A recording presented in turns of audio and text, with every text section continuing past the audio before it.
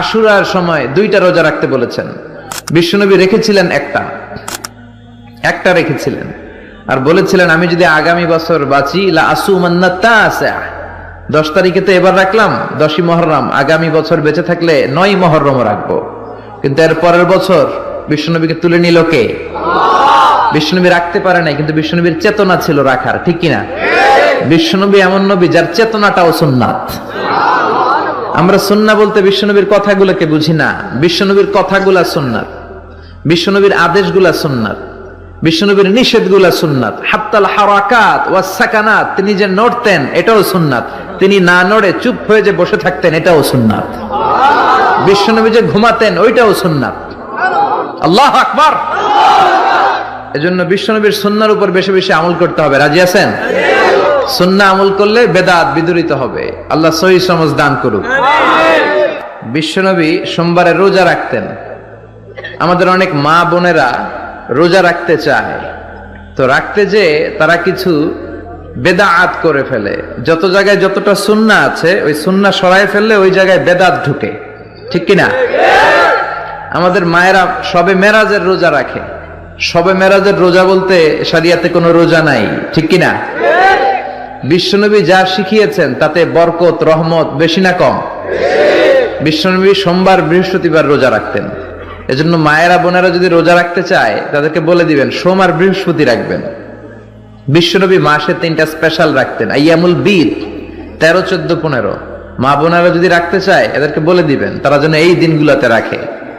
তারপরে বিশ্বনবী সাল্লাল্লাহু আলাইহি ওয়াসাল্লাম রমাদান শেষে যে ঈদুল ফিতর হয়, শাওয়ালের প্রথম দিন আমরা ঈদুল ফিতর সেলিব্রেট করি ওয়ার্ল্ড ওয়াইড। ঈদুল ফিতরের পরে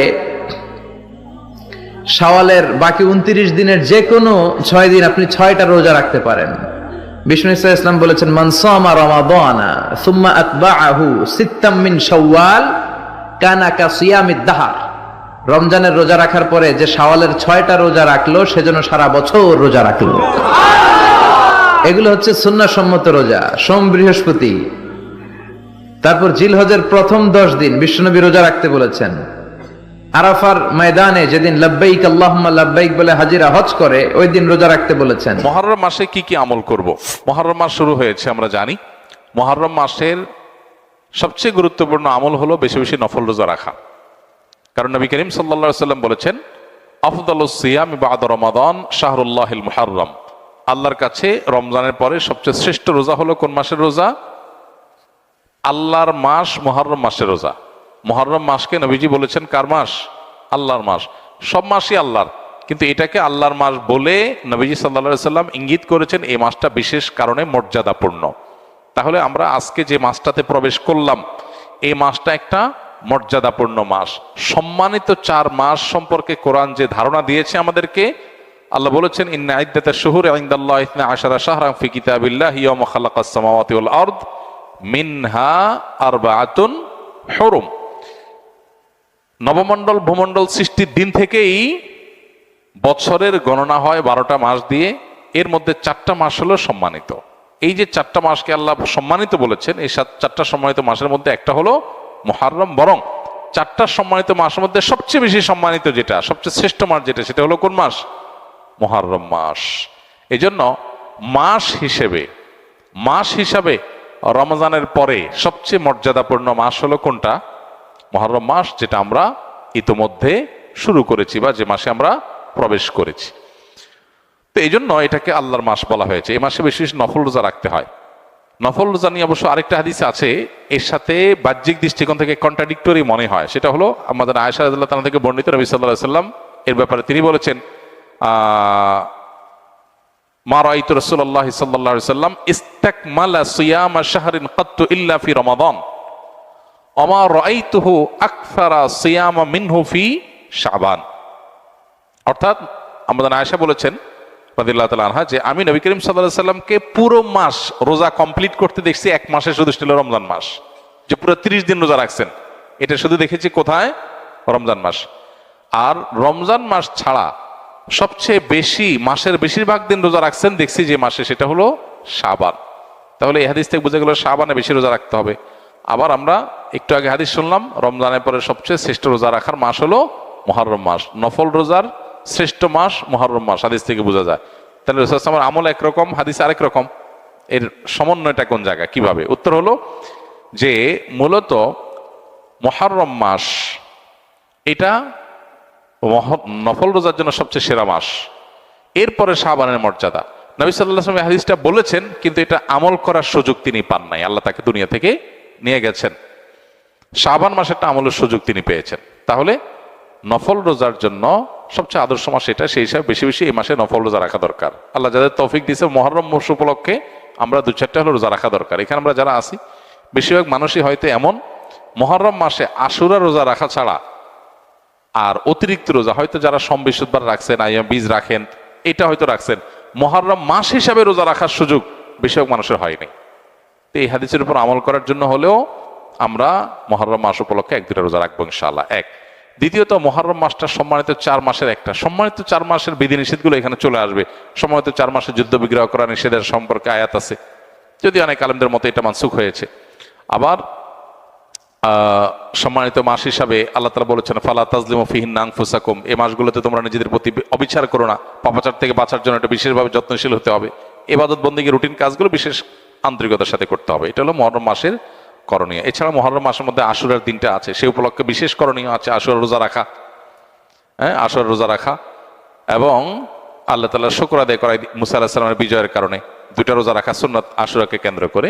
এ হলো মুহররম মাসের করণীয়। এর বাইরে মুহররম মাসকে কেন্দ্র করে অনেক করণীয় আমাদের সমাজে আছে, যেগুলো একটাও কোরআন বা হাদিস দ্বারা প্রমাণিত নয়। মুহররম মাসের একটা বিশেষ দিন আছে আশুরা, যেটা মুহররমের 10 তারিখে হয়ে থাকে।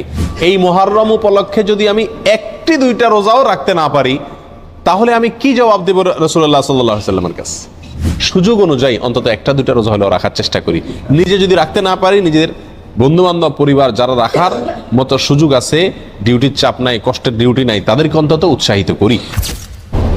আলহামদুলিল্লাহ রাব্বিল আলামিন ওয়াসসালাতু ওয়াসসালামু আলা নাবিয়িনা মুহাম্মদ ওয়া আলিহি ওয়া আসহাবিহি আজমাইন, আম্মা বা'দ। প্রশংসা কেবল আল্লাহ সুবহানাহু ওয়া তাআলার জন্য, দরুদ এবং সালাম নাজিল হোক প্রিয় নবী মুহাম্মদ মুস্তাফা সাল্লাল্লাহু আলাইহি ওয়াসাল্লামের প্রতি। আল্লাহুম্মা সাল্লি আলাইহি আল্লাহুম্মা বারিক আলাইহি। সম্মানিত ভাই বন্ধুগণ, হিজরি বর্ষের প্রথম মাস মুহররম। এই মুহররম মাস, এই মাসের কিছু জ্ঞাতব্য বিষয় আছে, এ মাসের কিছু তাৎপর্য আছে, এ মাসের কিছু করণীয় আছে, আবার কিছু বর্জনীয় কাজ আছে। আমরা সংক্ষেপে আজকে জেনে নিব যে মুহররম মাসের কি গুরুত্ব কোরআন এবং হাদিসের দৃষ্টিতে আছে, এবং এই মাস উপলক্ষে একজন মুমিনের জন্য কি কি করণীয় আছে, আর এই মাস উপলক্ষে একজন মুমিনের জন্য কি কি বর্জনীয় আছে। প্রথম কথা হলো, মুহররম মাস এটি হলো কোরআনে কারীমের সূরা তাওবার 36 নম্বর আয়াতে ঘোষিত বছরের 12 মাসের 4টি সম্মানিত মাসের অন্যতম। আল্লাহ সুবহানাহু ওয়া তাআলা কোরআনে কারীমে সূরা তাওবার 36 নম্বর আয়াতে ইরশাদ করেছেন, মিনহা আরবাআতুন হুরুম, বছরের যে 12টি মাস আছে তার মধ্য থেকে 4টি মাস হলো সম্মানিত মাস, বিশেষ মর্যাদাপূর্ণ মাস। সেই 4টি মর্যাদাপূর্ণ মাসের ব্যাখ্যা, তার বিশ্লেষণ দিতে গিয়ে সহিহ বুখারীতে আবু বকর রাদিয়াল্লাহু তাআলা আনহু বর্ণিত হাদিসে নবী সাল্লাল্লাহু আলাইহি সাল্লাম ইরশাদ করেছেন, সালাসুন মুতাওয়ালিয়াত, 3টি হলো ধারাবাহিক মাস। বছরের যে 4টি সম্মানিত মাস আছে, সেই সম্মানিত 4 মাসের মধ্যে 3 মাস হলো ধারাবাহিক, একটার পর একটা। সেই ধারাবাহিক 3টি মাসের শেষ মাস হলো এই মুহররম।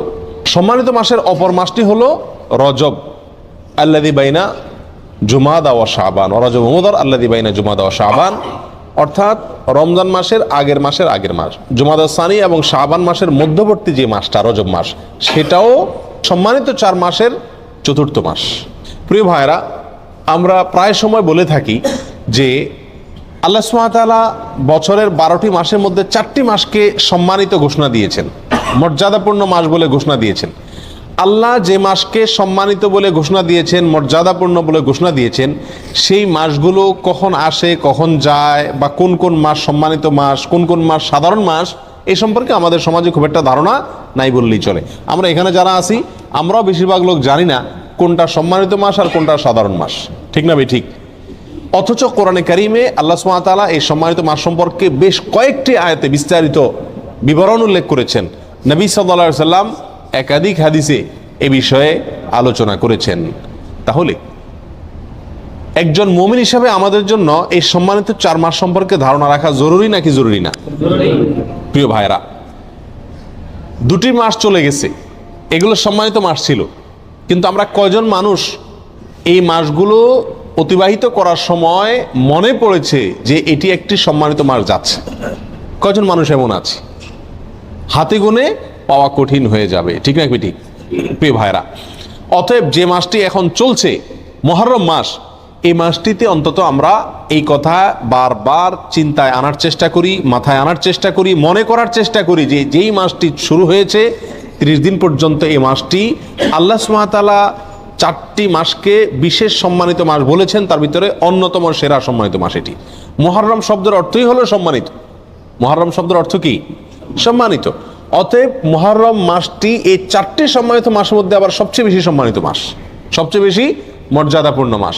আমরা আরো সহজ করে বলতে চাইলে বলতে পারি রমজানের পরে সবচেয়ে শ্রেষ্ঠ মাস হলো এই মুহররম মাস। প্রিয় ভাইরা, কিন্তু মুহররম মাস আসে যায়, কখন আসে কখন যায় আমাদের কোনো খোঁজ খবরও থাকে না, ঠিক কি না? একজন সম্মানিত মানুষ সামনে আসলে আমার চলাফেরার ভিতরে একটা পরিবর্তন হয় কি হয় না? আপনি হয়তো পাও মেলে বসে আছেন, আপনার শ্বশুর আসছেন, আপনার বাবা আসছেন, আপনার শিক্ষক আসছেন, মুরব্বী আসছেন, তো আপনি নড়ে চড়ে বসেন কিনা? সম্মানিত মাস আসছে, কিন্তু আমাদের ভিতরে কোনো নড়ে চড়ে বসা বসে